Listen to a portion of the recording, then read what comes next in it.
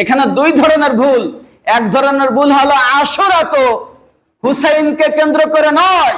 দ্বিতীয় ভুল যে আশুরাকে যদি হুসাইনকে কেন্দ্র করে হয়েও থাকে, তাহলে এই আশুরাই হুসাইন রাদিয়াল্লাহু আনহু শহীদ হলেন কেন হলেন? তিনি ওইখানে শহীদ হতে গিয়েছিলেন কেন? এইটা কেউ যাচাই করে না। শহীদ হয়েছে তো ইসলামী হুকুমত প্রতিষ্ঠা করার জন্য, শহীদ হয়েছে তো খেলাফত প্রতিষ্ঠা করার জন্য। তুমি তো খেলাফত প্রতিষ্ঠা করার জন্য তোমাকে পাওয়া যায় না। হ্যাঁ, তুমি তো বাতিলদের সাথে সংঘবদ্ধ হয়ে ইসলামের ক্ষতি করার চেষ্টা করো। আমি বাংলাদেশে বিভিন্ন জায়গায় অনেক বক্তার আলোচনাও শুনেছি, দেখেছি যে তারা হুসাইন রাদিয়াল্লাহু আনহুকে প্রাধান্য দিতে গিয়ে ইয়াজিদকে কাফের বেঈমান বানাই ফেলে। কিন্তু ইয়াজিদকে জানেন আপনারা? ইয়াজিদ আমার আপনার থেকে উপযুক্ত যোগ্য একজন মুসলমান, একজন আল্লাহর ওলি, পাগড়িধারী মুসলমান, একজন মুসলমানের সেনাপতি, সিপাহ সালার। সে হলো ইয়াজিদ। তার আরো একটা পরিচয় আছে, সে আছে কাতেবে ওহী আমিরে মুয়াবিয়া রাদিয়াল্লাহু আনহুর ছেলে। কাতেবে ওহী আমিরে মুয়াবিয়া, যিনি ওহী লিখতেন, আমিরে মুয়াবিয়া, এই জলিল কদর সাহাবী, প্রথম সারির সাহাবী আমিরে মুয়াবিয়া। এই আমিরে মুয়াবিয়ার ছেলে হলেন ইয়াজিদ। কিন্তু ইয়াজিদকে ইতিহাসটা আলোচনা করতে গিয়ে কেউ কেউ ইয়াজিদকে কাফের বেঈমান পর্যন্ত বানাই ফেলে। আসসালামু আলাইকুম ওয়া রাহমাতুল্লাহ।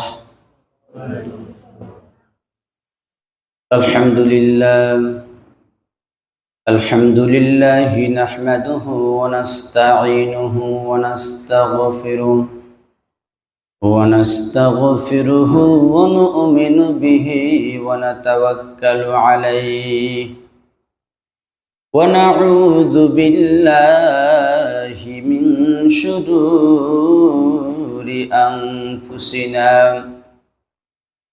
من يهده الله فلا مضل له ومن يضلل فلا هادي له ونشهد أن لا إله إلا الله وحده لا شريك له ونشهد أن سيدنا ومولانا محمدا عبده ورسوله الذي أرسله الله تعالى بالحق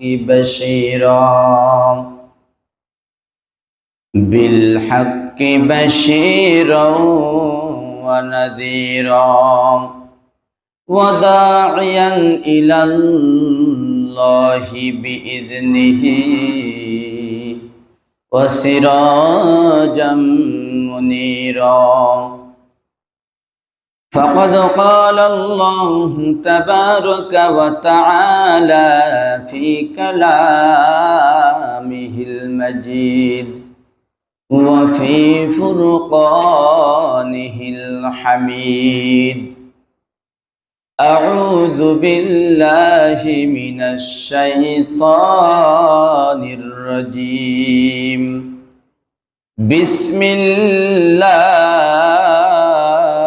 الرحمن الرحيم إن عدة الشهور عند الله 12 شهرا في كتاب الله يوم خلق السماوات والأرض منها 4 حرم ذلك الدين القيم فلا تظلموا فيهن أنفسكم وقاتلوا المشركين كافة كما يقاتلونكم كافة واعلموا أن الله مع المتقين وقال سبحانه وتعالى في شان حبيبه ইন্নাল্লাহা ওয়া মালাইকাতাহু ইউসাল্লুনা আলান নবী ইয়া আইয়ুহাল্লাযীনা আমানু সাল্লু আলাইহি ওয়া সাল্লিমু তাসলিমা আল্লাহুম্মা সাল্লি আলা মুহাম্মাদিন ওয়া আলা আলি মুহাম্মাদ কামা সাল্লাইতা আলা ইব্রাহিম ওয়া আলা আলি ইব্রাহিম ইন্নাকা হামিদুম মাজিদ আল্লাহুম্মা বারিক আলা মুহাম্মাদিন ওয়া আলা আলি মুহাম্মাদ কামা বারাকতা আলা ইব্রাহিম ওয়া আলা আলি ইব্রাহিম ইন্নাকা হামিদুম মাজিদ সুবহানাকা লা ইলমা লানা ইল্লা মা 'আল্লামতানা ইন্নাকা আনতাল আলিমুল হাকীম সাদাকাল্লাহুল আলিয়্যুল আযীম ওয়া সাদাকা রাসূলুহুন নাবিয়্যুল কারীম ونحن على ذلك لمن الشاهدين والشاكرين والحمد لله رب العالمين الحمد لله শুকরিয়া জ্ঞাপন করি সেই মহান রব্বুল আলামিনের দরবারে যে রব্বুল ইজ্জত আমাদেরকে আজ পবিত্র জুমার দিনে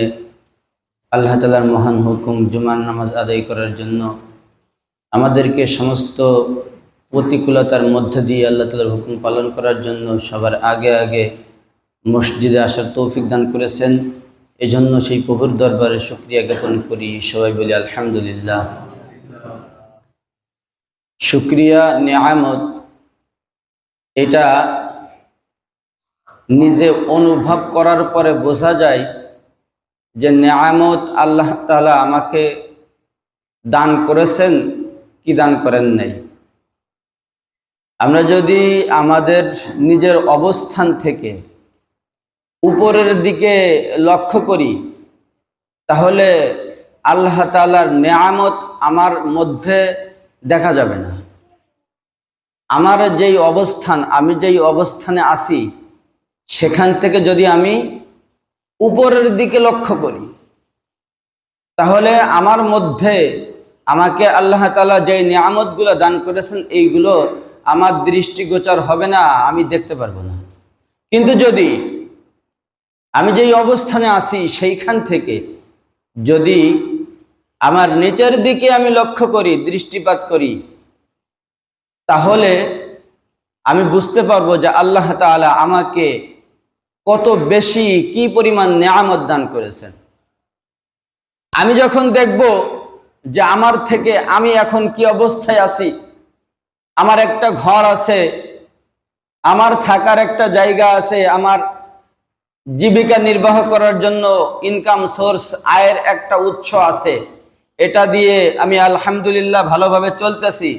কিন্তু যখন আমি দেখব যে আরেকজন, আমার কোনো টাকা জমানো নাই, আর আরেকজন সে তার আয়ের উৎস আছে, থাকার মতো জায়গা আছে, কিন্তু তার আলাদা ব্যাংকে যথেষ্ট পরিমাণ ব্যালেন্স জমানো আছে, তখন আমার আফসোস হবে যে হাই, আমারও যদি তার মতো সবকিছু থাকার পরেও ব্যাংকে টাকা জমানো থাকতো। তাহলে এখানে আল্লাহ তাআলার অকৃতজ্ঞতা বোঝা যাবে। আল্লাহ যদি আমাকে এরকম ধন সম্পদ দিত যেগুলো আমি ব্যাংকে জমা করতে পারতাম, ঠিক ব্যাংকে যেই লোক টাকা জমা রেখেছে সে যদি তার থেকে আরো উপরের দিকে লক্ষ্য করে যে আমার তো থাকার জায়গা আছে, বাড়ি গাড়ি আছে, জীবিকা নির্বাহ করার জন্য আয়ের উৎস আছে, আমার ব্যাংক ব্যালেন্স আছে, আর আমার এক প্রতিবেশী তার ব্যাংক ব্যালেন্সও আছে, আয়ের উৎস আছে, এছাড়া তার অন্য জায়গায় আলাদা রকমের আরো একটা বাড়ি, আরো একটা অতিরিক্ত গাড়ি আছে। এভাবে বর্ণনা করতে গেলে লম্বা সময়ের দরকার। কিন্তু আমি বোঝাতে চাচ্ছি, যখন আমি এরকম ভাবে আমার অবস্থান থেকে আমি উপরের দিকে লক্ষ্য করব, তখন আমার মধ্যে আল্লাহ তাআলার নিয়ামত আমি দেখতে পারবো না। কিন্তু যখন আমি দেখব যে আমি যেই অবস্থানে আছি, আমার হাত সুস্থ আছে, আমার পা সুস্থ আছে, আমার চোখ সুস্থ আছে, নাক কান সবকিছুই ঠিক আছে, সবকিছু ঠিক থাকার পরে আমার আয়ের উৎস আছে, আমি কারোর কাছে 2 টাকা ঋণী নই, এই স্বাভাবিক অবস্থানের মধ্যে দিয়ে আমার আলহামদুলিল্লাহ জীবনযাপন করতে পারতেছে, চলতেছে, সবকিছু ঠিকঠাক। যখন আমি দেখব আমার তো আয়ের একটা উৎস আছে, কিন্তু আমার এক প্রতিবেশী, সে দিন আনে দিন খায়, খুব কষ্টে তার জীবন যাচ্ছে, তখন আল্লাহ তাআলার শুকরিয়া আদায় করা সম্ভব হবে। হায়রে, তার থেকে তো আমি অনেক ভালো আছি, তার থেকে আমি অনেক ভালো আছি। আমার তো থাকার ভালো একটা ঘর আছে, তার তো থাকার ভালো একটা ঘর নাই। এভাবে করে যার থাকার ঘর নাই, সে যদি চিন্তা করে যে আমার থাকার ঘর নাই তো কি হয়েছে, আমার এক প্রতিবেশী, সে তো সবকিছুই, আমার তো সবকিছুই আছে, কিন্তু সে তার যে একটা পা নাই, সে যে শারীরিকভাবে প্রতিবন্ধী, অসুস্থ, আমার সবকিছু থাকা সত্ত্বেও, আমার অর্থ সম্পদ না থাকলেও আমার তো শারীরিক সুস্থতা আছে। আবার যখন যার একটা পা নাই, সে যখন দেখবে যে আমার তো পা আছে, কিন্তু আমার একজন প্রতিবেশী দেখি যে তার মেন্টালিটি প্রবলেম, মাথায় সমস্যা, অসুস্থ, এক কথায় সে পাগল, তো আমাকে তো আল্লাহ সুস্থতা, মাথার সুস্থতা দান করছে, কি বলেন? তখন আল্লাহ তাআলার শুকরিয়া, আল্লাহ তাআলার নিয়ামত বোঝা যাবে। এজন্য সদা সর্বদা যে যে অবস্থায় আছি, দুনিয়ার মধ্যে কোনো ব্যক্তি সে যে অবস্থায় আছে নিজের অবস্থান নিয়ে খুশি না। হ্যাঁ, আল্লাহ তাআলার কিছু প্রিয় মাহবুব বান্দা আছে যারা যে অবস্থায় থাকে সর্ব অবস্থায় আল্লাহ তাআলার নিয়ামতের শুকরিয়া আদায় করে, সর্ব অবস্থায় আল্লাহ তাআলার শুকরিয়া জ্ঞাপন করে। তবে বেশিরভাগ মানুষ তারা নিজের অবস্থান নিয়ে খুশি না। যে ছোট, সে চিন্তা করে যদি আমি বড় হতে পারতাম, কি বলেন? যে বড়, সে চিন্তা করে আমি যদি আবার সেই বাল্যকালে ফিরে যাইতে পারতাম, এই জীবন আর ভালো লাগে না, কি বলেন? যে বিবাহ করে নাই, সে চিন্তা করে আমি যদি একটা বিবাহ করতে পারতাম। আর যে বিবাহ করছে, সে চিন্তা করে যে এই সংসার, এই ঝামেলা, এই অশান্তি আর ভালো লাগে না, আগের মতো যদি আবার ব্যাচেলার হয়ে যাইতে পারতাম। কি বলেন? ভুল বলতেছে নাকি আপনারা? এই সমস্যা কেন? হ্যাঁ না কিছু বলেন না কেন? আবার সত্য থেকে ভুল বলতেছি? যে চাকরিজীবী, সে চাকরি করতে করতে অফিসের বসের বিরক্তিকর, অসহ্যকর গালিগালাজ শোনার পরে সে চিন্তা করে এই চাকরি না করে যদি আবার আগের মতো স্বাভাবিকভাবে থাকতে পারতাম। আর যে চাকরি পায় না, সে চাকরি খোঁজার জন্য দাঁড়ে দাঁড়ে ঘুরে বেড়ায়। এক কথায় কেউ তার নিজের অবস্থান নিয়ে খুশি না। আমার একটা গল্প মনে পড়ে গেল, ঘটনা। খিজির আলাইহিস সালাম সম্পর্কে আপনারা শুনেছেন। কেউ বলে তিনি নবী, কেউ বলে তিনি নবী না। তো যাই হোক, আবার কারোর কারোর মত যে তিনি এখনো জীবিত আছেন, থাকলে থাকতে পারে, আল্লাহ তাআলা রাখতে পারেন। তো এই খিজির আলাইহিস সালাতু ওয়াস সালাম তিনি মাঝে মধ্যে কারোর সামনে দেখা দেন, সাক্ষাৎ করেন। তো একবার তিনি একটা এলাকায় গিয়েছেন, সেখানে গিয়ে দেখেন যে সেইখানে মরুভূমি, কোনো বাড়িঘর নাই, লোকালয় নাই, মানুষের কোনো বসতি নাই। সেখান থেকে ঘুরে আরো কিছুদিন পরে আবার সেই এলাকায় ফিরে আসছেন, কয়েক বছর পরে এসে দেখেন যে সেইখানে মানুষের বসতি, মনে হচ্ছে কয়েক শত বছর ধরে এখানে মানুষ বসবাস করে। তো একজনের সাথে সাক্ষাৎ হলো যে ভাই, তোমার বাড়ি কোথায়? তো বলতেছে আমার বাড়ি তো এইখানে।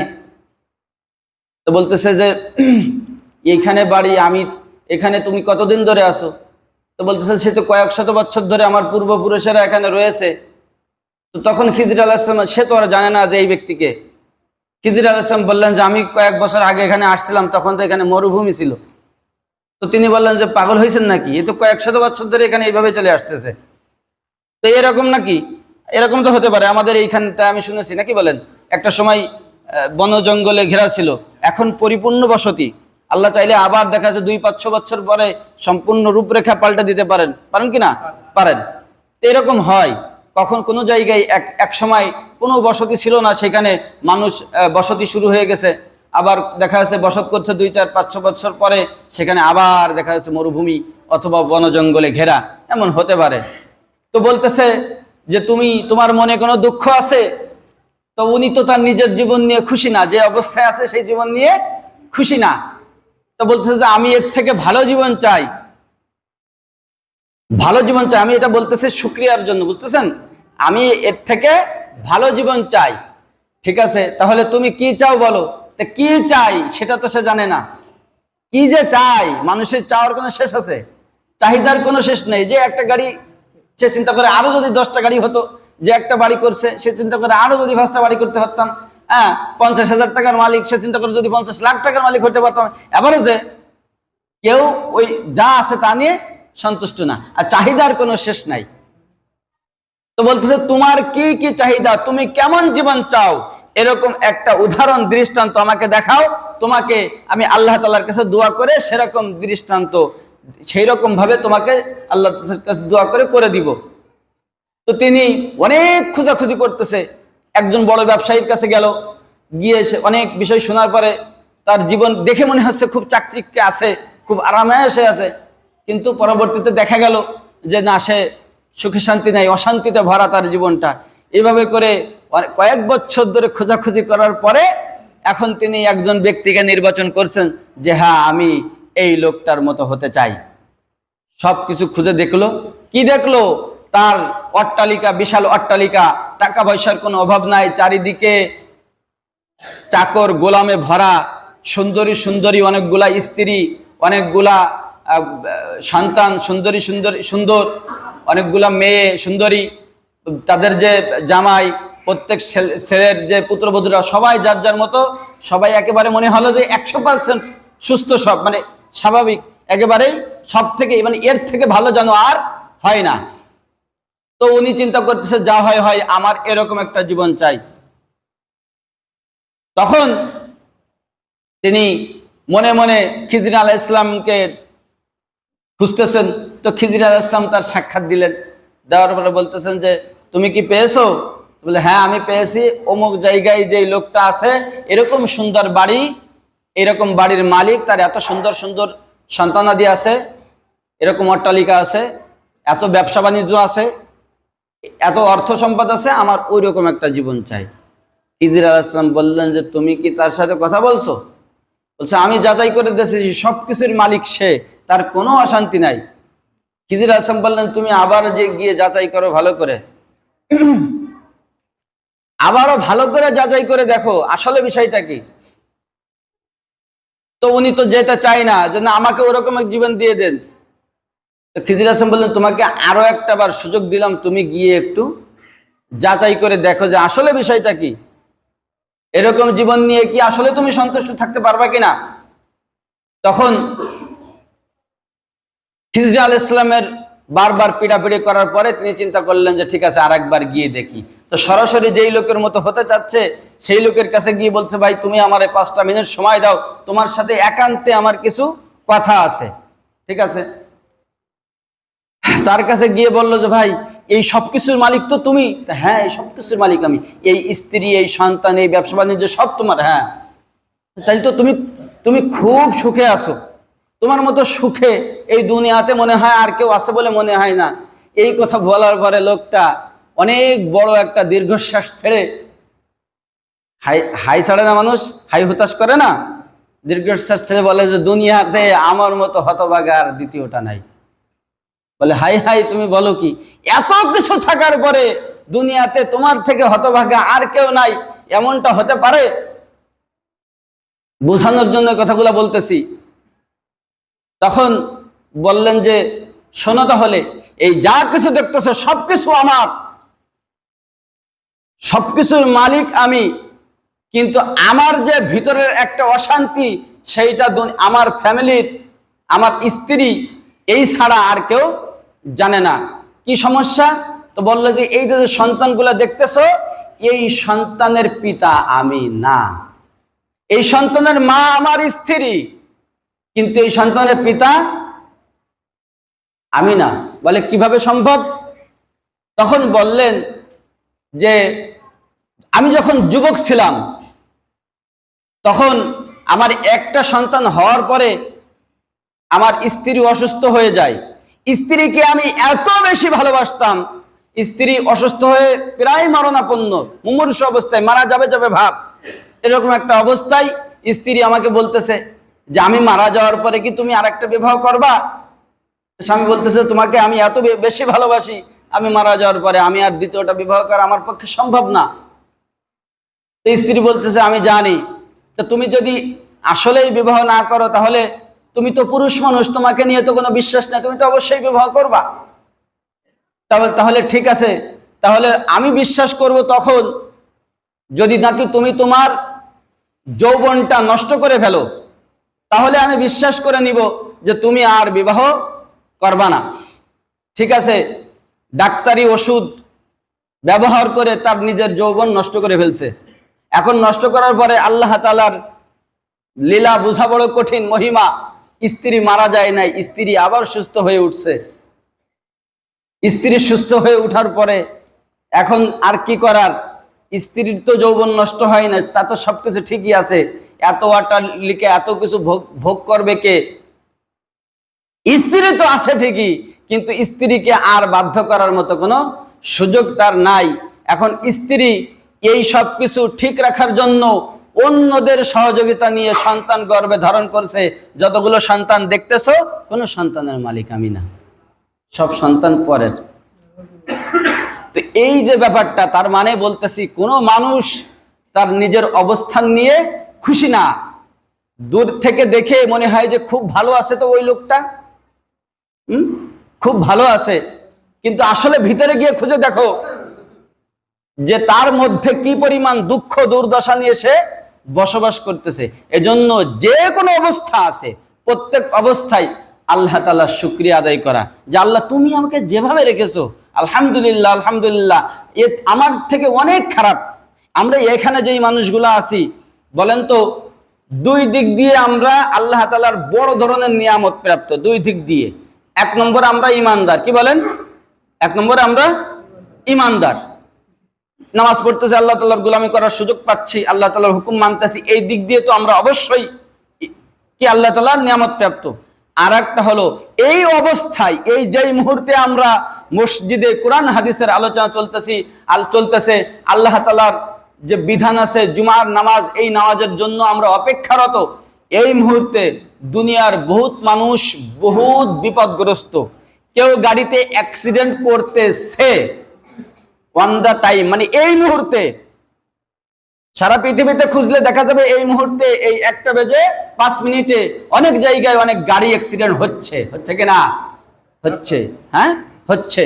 600 কোটি 650 কোটি মানুষের এই দুনিয়ায় এই মুহূর্তে অনেক মানুষ, কেউ বেঈমান অবস্থায় অথবা কেউ ঈমান অবস্থায় কি হচ্ছে? বিপদগ্রস্ত হচ্ছে।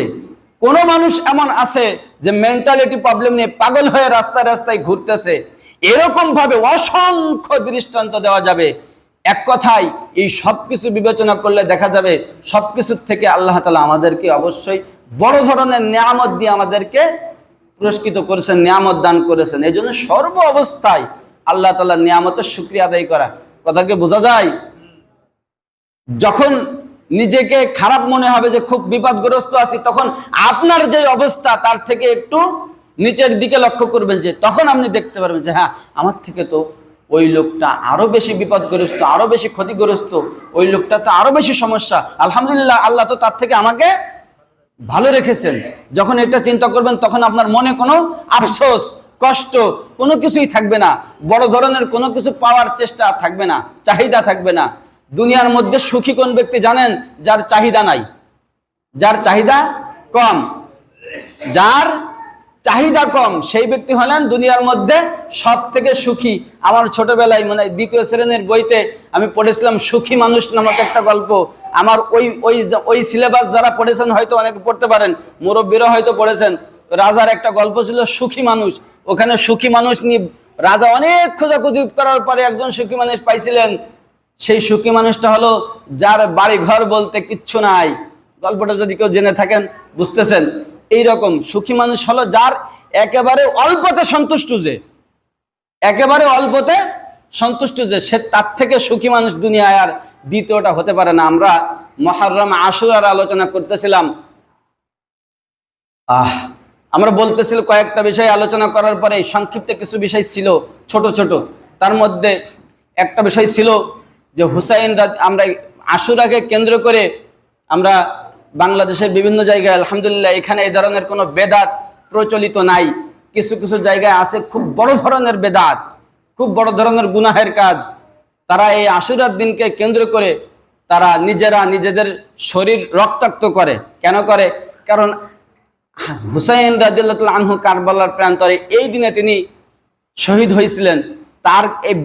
তার ব্যথায় ব্যথিত হয়ে নিজেকে ক্ষতবিক্ষত করে। আল্লাহ তাআলা এটা নিষেধ করেছেন, আল্লাহ রাসূল এটা নিষেধ করেছেন। এটা সম্পূর্ণ রূপে হারাম। নিজেকে ক্ষতবিক্ষত করা, শরীরের কোনো অঙ্গহানি করা, এটা সম্পূর্ণ হারাম। এটা করা যাবে না। এ জাতীয় কিছু কর্মকাণ্ড তারা করে। আবার কিছু জায়গায় আশুরার দিনকে কেন্দ্র করে তারা পানি পান করায়। কেন? কুফায় গিয়ে হুসাইন পানি পাইছিল না, যে সেজন্য পানি পান করায়। কিন্তু হুসাইন রাদিয়াল্লাহু তাআলা আনহু সেইখানে কেন গেছিলেন? কেন গেছিলেন সেইটা আমাদের মূলত এই ঘটনার থেকে আমাদের একটা শিক্ষা আছে। এখানে দুই ধরনের ভুল। এক ধরনের ভুল হলো আশুরা তো হুসাইনকে কেন্দ্র করে নয়। আশুরা কি হুসাইনকে কেন্দ্র করে? আপনারা ইতিপূর্বে দুই জুমার আলোচনায় মোটামুটি বুঝতে পেরেছেন যে আশুরাটা হুসাইনকে কেন্দ্র করে নয়। আমরা সামনে বলবো ইনশাআল্লাহ। দ্বিতীয় ভুল যে আশুরাকে যদি হুসাইনকে কেন্দ্র করে হয়েও থাকে, তাহলে এই আশুরাই হুসাইন রাদিয়াল্লাহু আনহু শহীদ হলেন কেন হলেন? তিনি ওইখানে শহীদ হতে গিয়েছিলেন কেন? এখানে আলোচনার খাতিরে যে যার মতো নিজেদের মতো বক্তব্য দেয়। ইসলামের ইতিহাসে দুইটা ভেজালো পেঁচানো ইতিহাস আছে, যেটা নিয়ে আলোচনা করলে আমাদের এমনকি ঈমান হারা হয়ে যাওয়ার সম্ভাবনা আছে।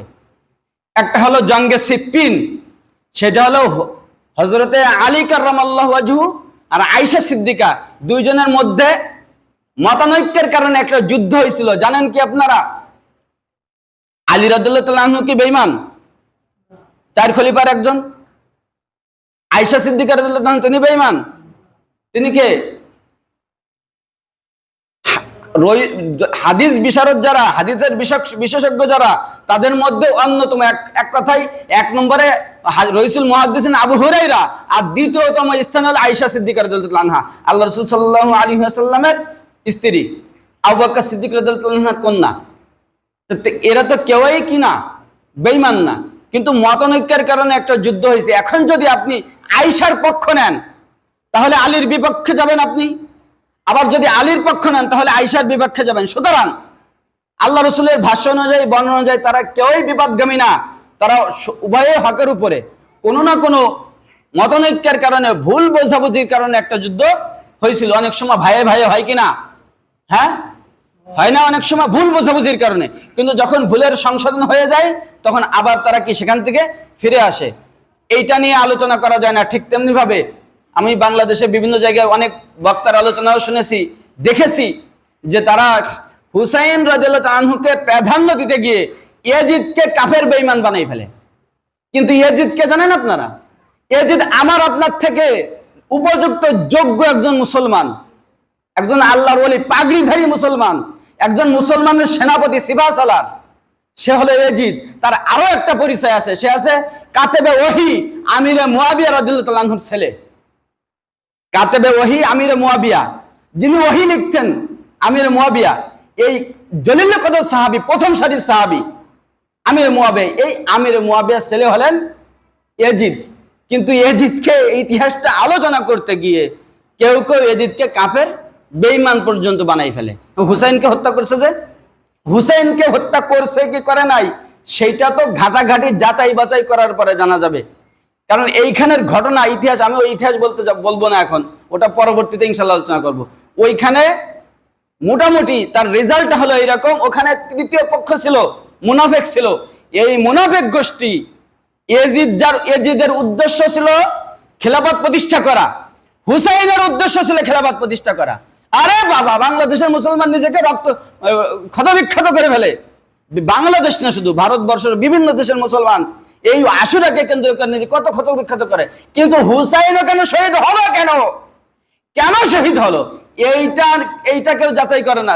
শহীদ হয়েছে তো ইসলামী হুকুমত প্রতিষ্ঠা করার জন্য, শহীদ হয়েছে তো খেলাফত প্রতিষ্ঠা করার জন্য। তুমি তো খেলাফত প্রতিষ্ঠা করার জন্য তোমাকে পাওয়া যায় না। হ্যাঁ, তুমি তো বাতিলদের সাথে সংঘবদ্ধ হয়ে ইসলামের ক্ষতি করার চেষ্টা করো। তুমি হুসাইনের ভালোবাসার খাতিরে তুমি মানুষকে পানি পান করাও, হুসাইনকে ভালোবাসার খাতিরে নিজেকে ক্ষতবিক্ষত করো। পাগলামি ছাড়া আর কিছুই না। কারণ হুসাইন যেই উদ্দেশ্যে কারবালার প্রান্তরে গেছিল সেইটাকে বাদ দিয়ে তুমি সে নিজে কিভাবে ক্ষতিগ্রস্ত হলো সেইটা করো। একসাথে এখানে যত মানুষ আছে সবার উদ্দেশ্য হলো ট্যাগের মাথায় একটা অন্যায় কাজ হচ্ছে, কি বলেন, একটা অন্যায় কাজ, বুঝতেছেন? সেই সবাই মিলে আমরা সেখানে কি করতে গেছি, সেই অন্যায় কাজটা বন্ধ করতে গেছি। আমাদের এইখানে এর মধ্যে মনে করেন যে কথার কথা আমাদের মসজিদের সভাপতি সাহেব, মেম্বার সাহেব, উনার নেতৃত্বে আমরা ওইখানে গেছি। যাওয়ার পরে ঘটনাক্রমে যে কোনো ভাবে ওদের আক্রমণে হোক, যেভাবে হোক, আমাদের যে নেতৃত্ব দিচ্ছিলেন তিনি কি হয়েছেন, আহত হয়ে গেছে, অসুস্থ হয়ে পড়ছে। তাইলে এখন আমরা ওইটা প্রতিহত করা বাদ দিয়ে আমরা এই আমাদের নেতৃত্ব যিনি অসুস্থ হয়েছে, উনি যেইভাবে অসুস্থ হয়েছে, উনার সরকি লাগছে, বন্দুকের গুলি লাগছে, তরবারি আঘাত লাগছে, তাই আমরাও নিজেরা তরবারি আঘাত লাগাবো আমাদের গায়ে, সরকি আমাদের শরীরে বিদ্ধ করব, তাই তো? তা কি করা উচিত আমাদের? উনি আহত হয়েছে থাক, কিন্তু উনি যেই উদ্দেশ্যে ওখানে গিয়েছিলেন, কথা বুঝতেছেন না, আমাদের উনি থাকুক, ওনার সুস্থতার ব্যবস্থা করে ওখান থেকে আরেকজন নেতৃত্ব দিয়ে সেই অন্যায়ের কাজে প্রতিবাদ করতে যাচ্ছিলাম, সেই অন্যায়ের কাজে আমরা কি করব, সেখানে প্রতিবাদ করে তার উদ্দেশ্য আমরা সফল করব, ঠিক তো? এটাই তো। কিন্তু আমরা এখানে কি করতেছি, তা না করে হুসাইন যে উদ্দেশ্যে কারবালায় গেল সেই উদ্দেশ্য বাস্তবায়ন না করে আমরা হুসাইন পানি না খেয়ে মারা গেল, হুসাইনকে তাকে তরবারি দিয়ে আঘাত করা হলো, তাই নিজেরাও কি করতে হবে, এখন নিজে তরবারি দিয়ে নিজেকে আঘাত করতে হবে, হ্যাঁ, নিজেও পানি না খেয়ে থাকতে হবে। এটা বোকামি আর পাগলামি ছাড়া আর কিছুই নাই। আশুরা মূলত কোথায়? আশুরা হলো মূলত হযরত মুসা আলাইহিস সালাতু ওয়াস সালাম, তিনি যেদিন ফেরাউনের কবল থেকে মুক্ত হয়ে স্বাধীন হয়ে তিনি যেদিন নীল নদ পার হয়ে ওই পারে চলে গিয়েছিলেন, সেই দিন ছিল আশুরার 10 তারিখ। সেদিন ছিল কি আশুরার 10 তারিখ। ফেরাউন, কথা বলতেছেন,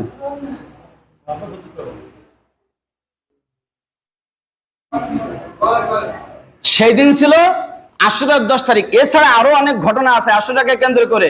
যেমন আল্লাহ তাআলা দুনিয়া সৃষ্টি করেছেন আশুরার দিনে।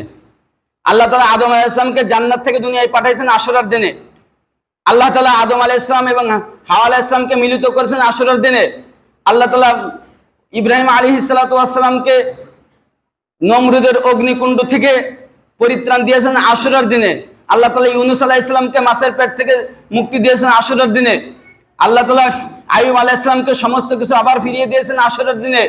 আল্লাহ তাআলা নূহ আলাইহিস সালামকে পেলাবন থেকে মুক্তি দিয়েছেন আশুরার দিনে। এইভাবে করে আরো অসংখ্য, সর্বশেষ যেটা হবে সেটা হলো আল্লাহ তাআলা এই আশুরার দিনেই দুনিয়া ধ্বংস করে ফেলবেন।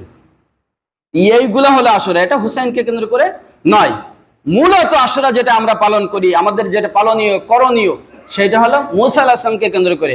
মুসা আলাইহিস সালাতু ওয়াস সালাম, ফেরাউন যত সর্বযুগের সকল ব্যক্তি যারা বাতিলের পক্ষে, যারা বেঈমান, বড় বড় মুশরিক, বড় বড় কাফের, প্রত্যেকেই জ্ঞানী ছিল, প্রত্যেকেই দুনিয়ার জ্ঞানে অনেক জ্ঞানী ছিল। নমরুদ প্রচন্ড জ্ঞানী ছিল, ফেরাউন, হামান এরা ভীষণ জ্ঞানী ছিল। কারুন সে নিজে ওই জামানায় মাত্র 2 জন তাওরাতের হাফেজ ছিল, তার মধ্যে একজন মুসা আলাইহিস সালাম আর একজন কারুন।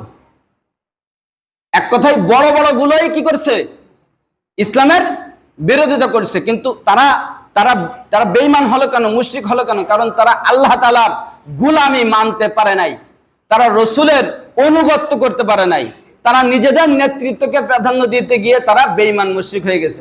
ফেরাউন জানতে পারলো আগে থেকে আল্লাহ তাআলা দুনিয়ার শুরু থেকে নিয়ে মানুষদের জন্য সর্বদা সবসময়ের জন্য মানুষকে সঠিক পথ দেখানোর জন্য, হেদায়েত দেওয়ার জন্য প্রতি যুগে যুগে জামানায় এক একজন, দুইজন, তিনজন, পাঁচজন করে নবী পাঠাইছেন। তো প্রথমে নবী পাঠালেন, এরপরে হযরতে আদম আলাইহিস সালামকে কিছু সহিফা, কিছু কিতাব দিয়ে পাঠালেন। সব জামানার মানুষ তো একরকম না, একরকম না। মানুষ হিসেবে, জামানা হিসেবে আল্লাহ তাআলার অনেকে প্রশ্ন করতে পারেন, এরকম একটা প্রশ্ন আছেও, শুনে নেন, জেনে নেন। মুসা আদম আলাইহিস সালাতু ওয়াস সালামের উপরে যেই কিতাব আল্লাহ তাআলা নাজিল করেছিলেন তা তো ভুল ছিল না, বলছিল কি? ঠিক ছিল না? তা ওইটা বাদ দিয়ে এখন আবার কোরআন নাজিল করার দরকার হলো কেন? না, কম শেষ হয়ে যায় নাই। ওই জামানার মানুষ আর এই জামানার মানুষের মধ্যে ব্যবধান আছে। ধরেন উদাহরণস্বরূপ বলি, একটা দ্বিতীয় শ্রেণীর ছাত্র, ওর ক্লাসে একদম ফার্স্ট বয়, সব থেকে ভালো, তাই বলে কি তাকে ইন্টারমিডিয়েটের কোনো বই দিলে ও পারবে কি? পারবে না। এই জামানার মানুষ এখন উন্নতি, অগ্রগতি, প্রযুক্তির জামানা। এই আদম আলাইহিস সালামের সময় এইসব ছিল কি? তাই ওই সময় যেই কিতাব, ওই কিতাব এনে দিলে তো ওয়াসাল হয়ে যাবে, এর কোনো সমাধান ওই কিতাব দেওয়া সম্ভব হবে না। আদম আলাইহিস সালামকে যেই কিতাব দিলেন, নূহ আলাইহিস সালাম আসা পর্যন্ত ওই কিতাব নূহ আলাইহিস সালামের জামানায় এসে আরো দুনিয়া আরো উন্নতি, অগ্রগতির দিকে এগিয়ে আসলো। তখন ওই কিতাব দিয়ে আল্লাহ তাআলা মনে করলেন যে এই কিতাব দিয়ে এখন আর এই মানুষগুলাকে বোঝানো সম্ভব নয়। তাহলে তখন নূহ আলাইহিস সালামের উপর, নূহ আলাইহিস সালাম তিনি নবী, উনি হচ্ছে আউয়াল রাসূল, প্রথম রসুলকে কে বললাম? নূহ আলাইহিস সালাম। আদম আলাইহিস সালাম রসুল না, উনি শুধু নবী, কিন্তু নূহ আলাইহিস সালাম নবী ও রসুলও। কথা বুঝতেছেন? নূহ আলাইহিস সালাম প্রথম রসুল, ওনার উপরে আল্লাহ তাআলা কিতাব পাঠালেন। পাঠানোর পরে দেখলেন যে এই পিছনের গুলো দিয়ে হবে না। এবার কিছুদিন যাওয়ার পরে এই মানুষগুলা, নূহ আলাইহিস সালাম প্লাবনের পরে, এই ঘটনা ঘটে যাওয়ার পরে, সবকিছু শেষ হয়ে যাওয়ার পরে, এরপরে ইব্রাহিম আলাইহিস সালামের জামানায় দেখলেন যে না, এই যে কিতাব দিছিলাম নূহ আলাইহিস সালামের উপরে, ও দিয়ে এই জামানার মানুষে আরো, বিশেষ করে ওই সময় সব ইন্টারন্যাশনাল মাল কোন সময় ছিল? হ্যাঁ, কোন সময়? ইব্রাহিম আলাইহিস সালামের জামানায়। নমরুদ সারা পৃথিবী শাসন করছে, নমরুদ। এই নমরুদ ওই সময় তো নতুন কিতাব দিল। এইভাবে পর্যায়ক্রমে, বিশেষ করে মুসা আলাইহিস সালাতু ওয়াস সালামের জামানায়, মুসা আলাইহিস সালাম আসার আগে ফেরাউন জানতো যে এরকম একজন ব্যক্তি দুনিয়ায় আসবে, যেই ব্যক্তিটা আসার পরে আমার এই নেতৃত্ব, আমার রাজত্ব, আমার ক্ষমতা, এমনকি আমার জীবন শেষ হয়ে যাবে। এটা ফেরাউন আগে থেকে জানতো।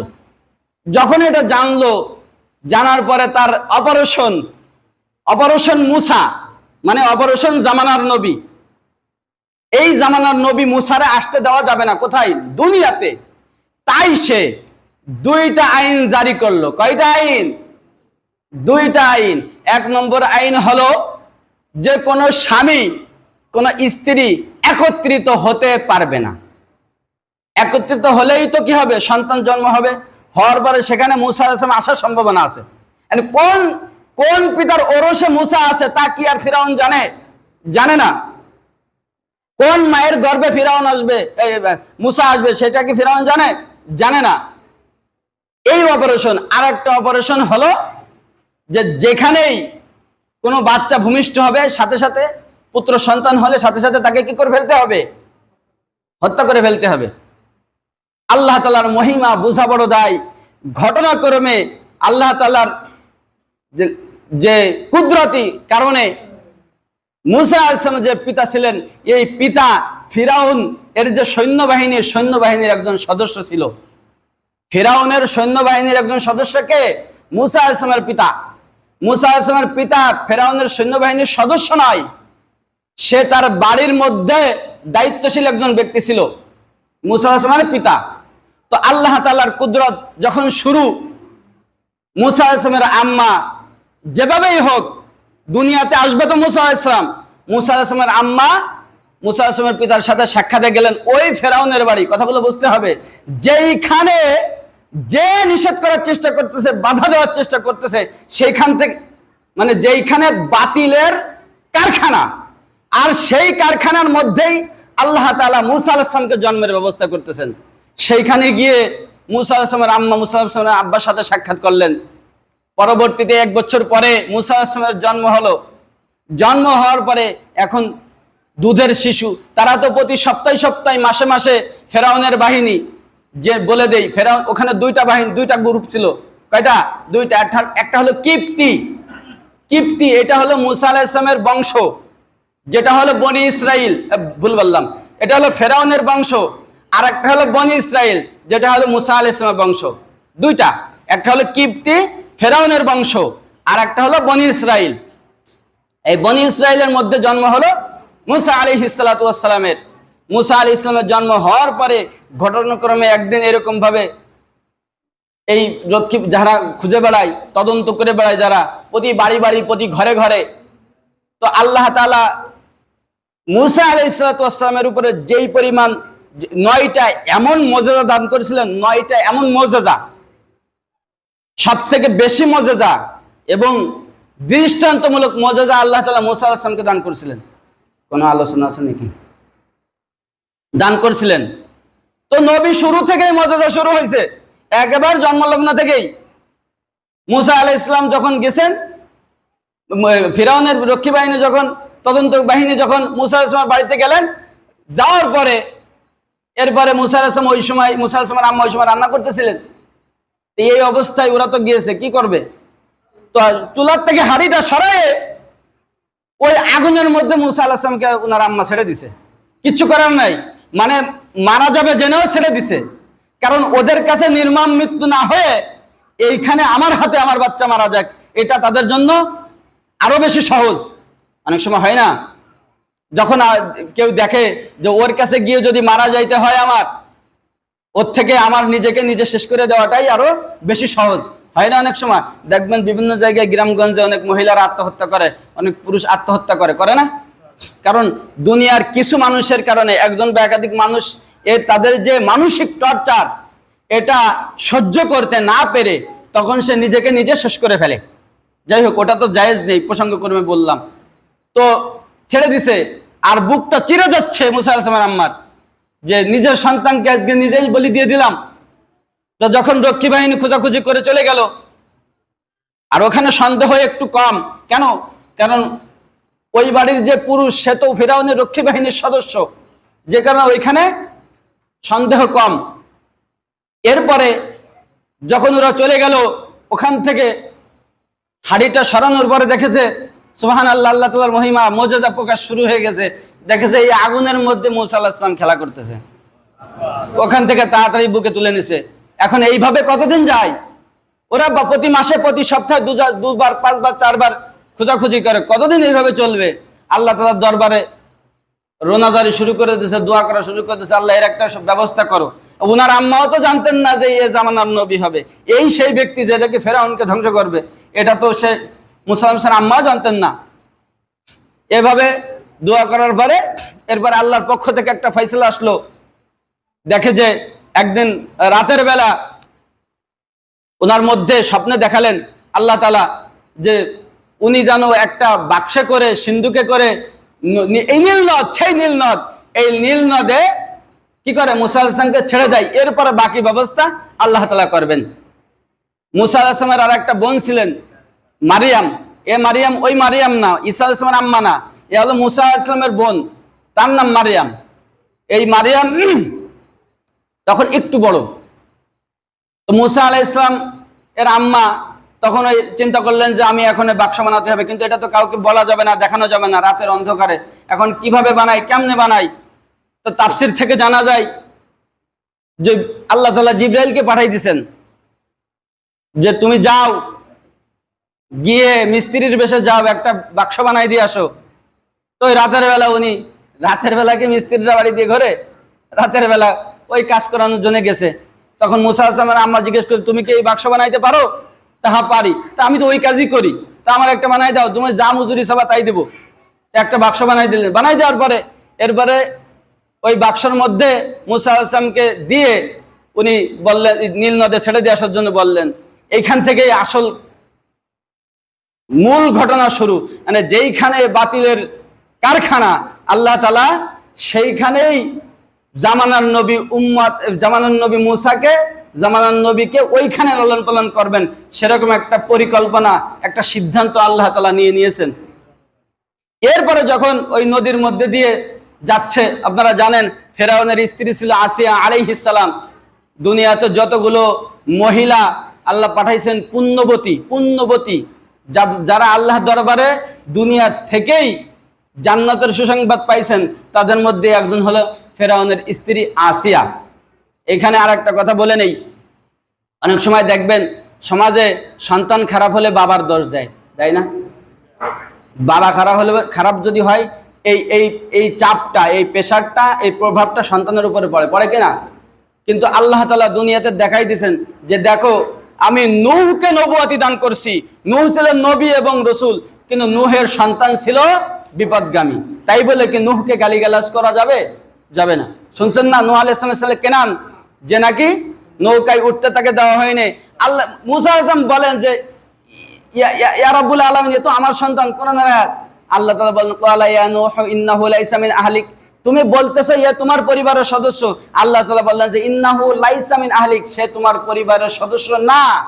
পরিবারের সদস্য হলো তারা যারা তোমার আনুগত্য স্বীকার করে নেছে। এরপরে হযরত লূত আলাইহিস সালামের এখানে আসেন। লূত আলাইহিস সালাতু ওয়াস সালাম, তার স্ত্রী ছিল ওই সময়ের সবথেকে বদমাইশ মহিলা ওই জামানার।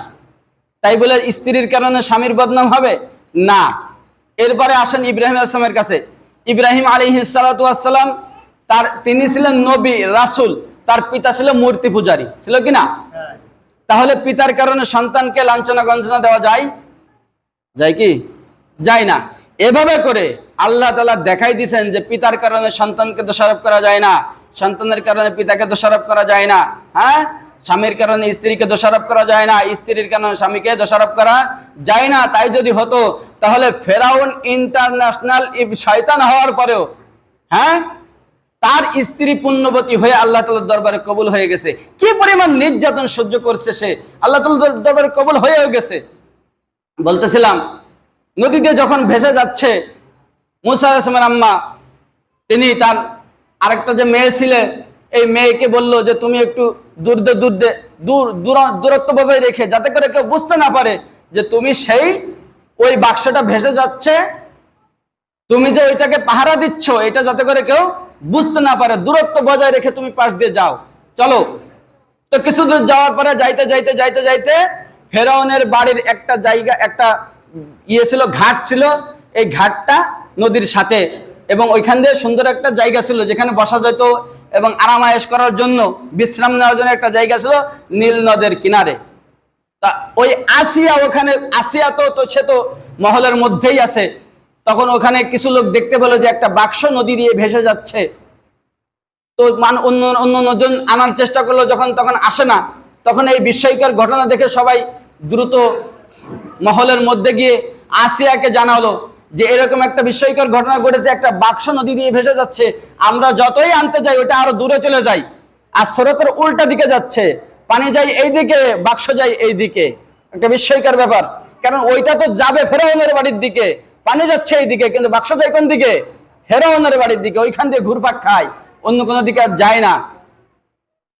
সময় শেষ হয়ে গেছে, আমরা ইনশাল্লাহ পরবর্তীতে বিষয়গুলো আলোচনা করবো। আমাদের এই কাজটা শেষ করতে আমাদের